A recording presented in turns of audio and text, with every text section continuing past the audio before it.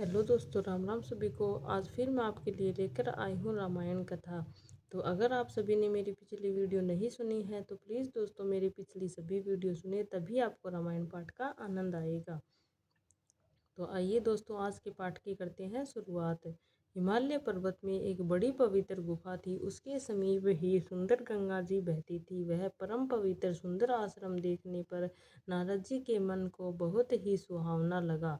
पर्वत, नदी और वन के विभागों को देखकर नारद जी का लक्ष्मीकांत भगवान के चरणों में प्रेम हो गया। भगवान का स्मरण करते ही उन नारद मुनि के जो शाप उन्हें दक्ष प्रजापति ने दिया था, उनके कारण वे एक स्थान पर नहीं ठहर सकते थे। गति रुक गई और उनके मन में स्वाभाविक ही निर्मल होने में उनकी समाधि लग गई। नारद मुनि की यह तपोमय स्थिति देखकर देवराज इंद्र डर गया। उसके कामदेव को बुलाकर उनका आदर सत्कार किया और कहा कि मेरे हित के लिए तुम अपने सहाकायों सहित नारद की समाधि भंग करने को जाओ। और यह सुनकर मीन ध्वज कामदेव मन में प्रसन्न होकर चला। इंद्र के मन में यह डर हुआ कि देवऋषि नारद मेरी पूरी अमरावती का निवास राज्य चाहते हैं। जगत में जो कामी और लोभी होते हैं वे कुटिल कौवे की तरह सबसे डरते हैं। जैसे मूर्ख कुत्ता सिंह को देखकर सूखी हड्डी लेकर भागे और वह मूर्ख समझे कि कहीं उस हड्डी को सिंह छीन न ले, वैसे ही इंद्र को नारद जी मेरा राज्य छीन लेंगे ऐसा सोचते हैं। लाज नहीं आई। जब कामदेव उस आश्रम में गया तब उसने अपनी माया से वहां बसंत ऋतु को उत्पन्न किया। तरह तरह के वृक्षों पर रंग बिरंगे फूल खिल गए। उन पर कोयले के कूकने लगी और भौरे गुंजार करने लगे। कामाग्नि को भड़काने वाली 3 प्रकार की शीतल मंद व सुगंध सुहावनी हवा चलने लगी। और रंभा आदि नवयुवती दिव्यांगनाएं जो सब की सब काम कला में निपुण थी, वे बहुत प्रकार की तानों की तरंग के साथ गाने लगी और हाथ में गेंद लेकर नाना प्रकार के खेल खेलने लगी। कामदेव अपने इस सहायकों को देखकर बहुत प्रसन्न हुआ और फिर उसने नाना प्रकार के मायाजाल किए, परंतु कामदेव की कोई भी कला मुनि पर असर न कर सकी। तब तो पापी कामदेव अपने ही भय से डर गया। लक्ष्मीपति भगवान जिसके बड़े रक्षक हो, भला उसकी सीमा को कोई दबा सकता है। तब अपने सहायकों समेत कामदेव ने बहुत डरकर और अपने मन में हार मानकर बहुत ही आर्त दीन वचन कहते हुए मुनि के चरणों को जा पकड़ा। और नारद जी के मन में कुछ भी क्रोध न आया। उन्होंने प्रिय वचन कहकर कामदेव का समाधान किया। तब मुनि के चरणों में सिर नवाकर उनकी आज्ञा पाकर कामदेव अपने सहायकों सहित लौट गया।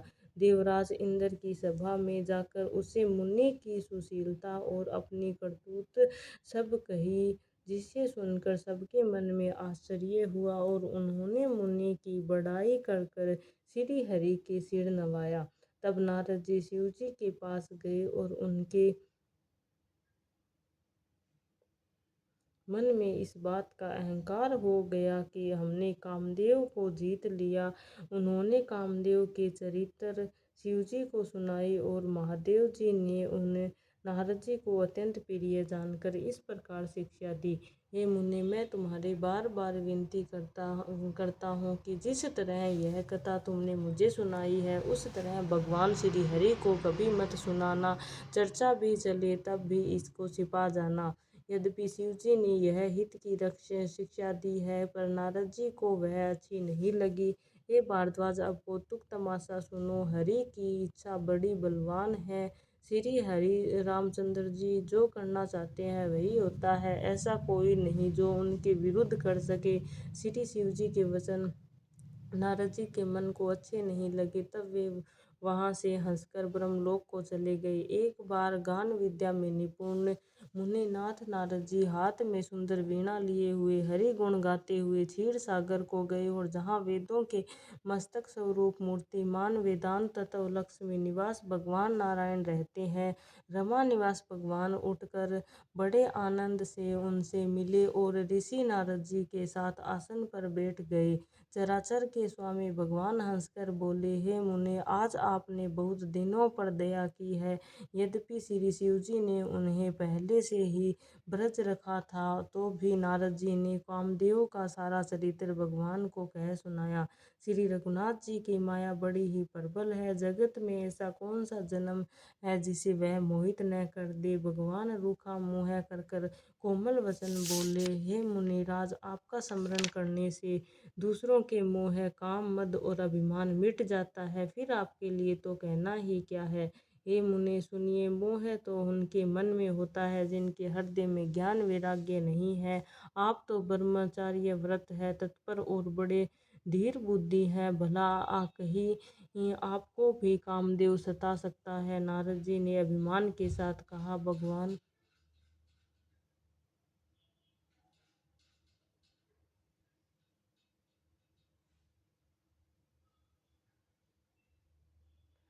यह सब आपकी कृपा है, करुणा निधान। भगवान ने मन में विचार कर देखा तो इसके मन में गर्व की भारी वृक्ष का अंकुर पैदा हो गया। मैं उसे तुरंत ही उखाड़ फेंकूंगा, क्योंकि सेवकों का हित करना हमारा प्रण है। मैं अवश्य ही वह उपाय करूंगा जिससे मुनि का कल्याण और मेरा खेल हो।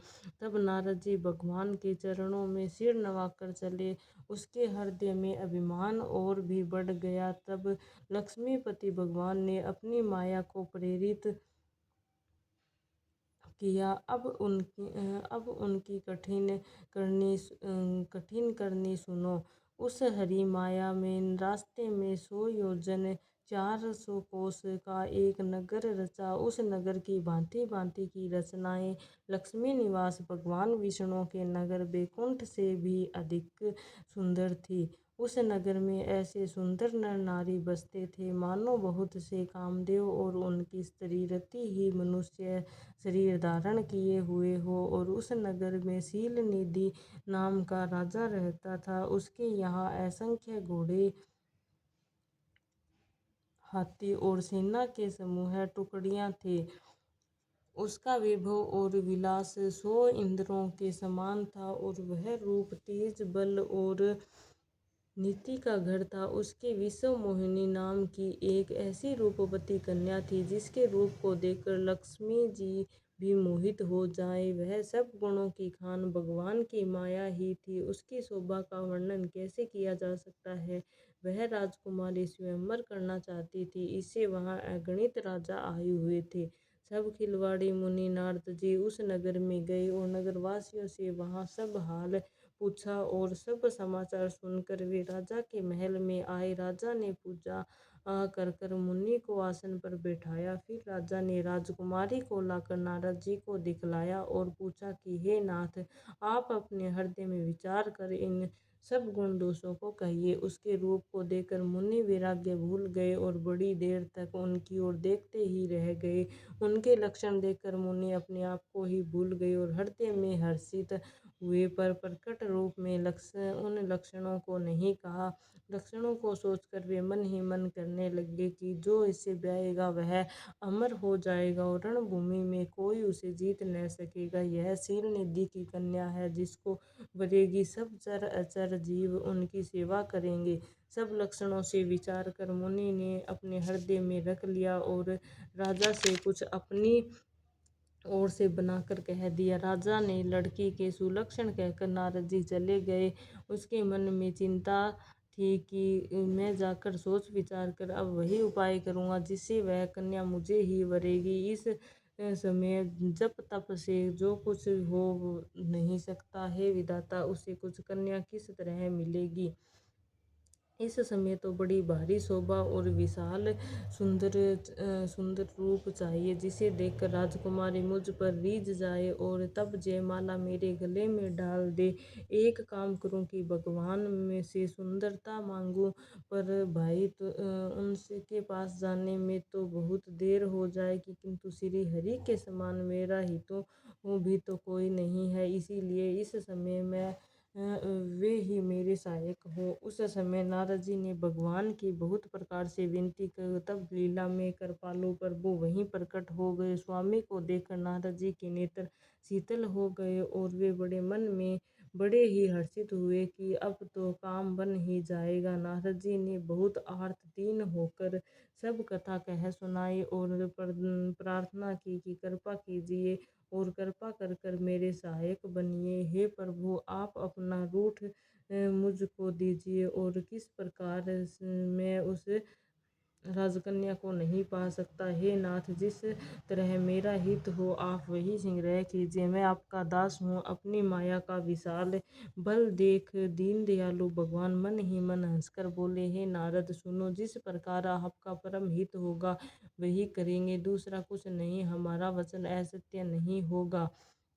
हे योगी मुनि सुनिए, रोग से व्याकुल रोगी को पथ्य मांगे तो वेद उसे नहीं देते, इसी प्रकार मैंने भी तुम्हारा हित करने के लिए ठान लिया। ऐसा कहकर भगवान अंतर ध्यान हो गए हैं। भगवान की माया से वशीभूत हुए मुनि उसे मूढ़ हो गए और भगवान की अगूढ़ स्पष्ट वाणी को समझ भी न सके। ऋषिराज नारद जी तुरंत वहां गए जहाँ स्वयं स्वयंवर भूमि बनाई गई थी। राज लोग खूब सज धज कर समाज सहित अपने अपने आसन पर बैठे थे। मुनि नारद मन ही मन प्रसन्न हो रहे थे कि मेरा रूप बड़ा सुंदर है, मुझे छोड़ कन्या भूलकर भी दूसरे को नहीं वरेगी। कृपा निधान भगवान ने मुनि के कल्याण के लिए उसमें ऐसा कुरूप बना दिया था कि जिसका वर्णन नहीं किया जा सकता, पर यह चरित्र कोई भी नहीं जान सका।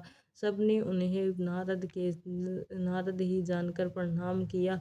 वहाँ 2 शिवगण भी आए हुए थे। वे सब भेद जानते थे और ब्राह्मण का वेश समझकर बनाकर सारी लीला देखते फिरते थे। वे बड़े मौजी थे। नारद जी अपने हृदय में रूप का बड़ा अभिमान लेकर जिस समाज में जाकर बैठे थे, वे शिवजी के दोनों गण भी वहीं बैठे थे। ब्राह्मण के वेश में होने के कारण उनकी इस चाल को कोई न जान सका।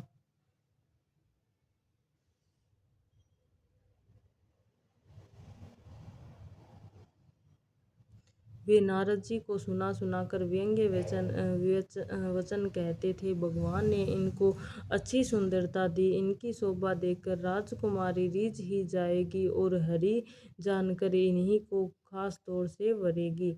नारद जी मुनि को मोह हो रहा था, क्योंकि उनका मन दूसरों के हाथ माया के वश में था और शिवजी के गण बहुत प्रसन्न होकर हंस रहे थे। यद्यपि मुनि उनकी अटपटी बातें सुन रहे थे, पर बुद्धि भ्रम में सनी हुई होने के कारण वे बातें उनकी समझ में नहीं आती। उनकी बातों को वे अभी प्रशंसा समझ रहे थे। तो दोस्तों, आज के लिए बस इतना ही। राम राम, सभी को धन्यवाद।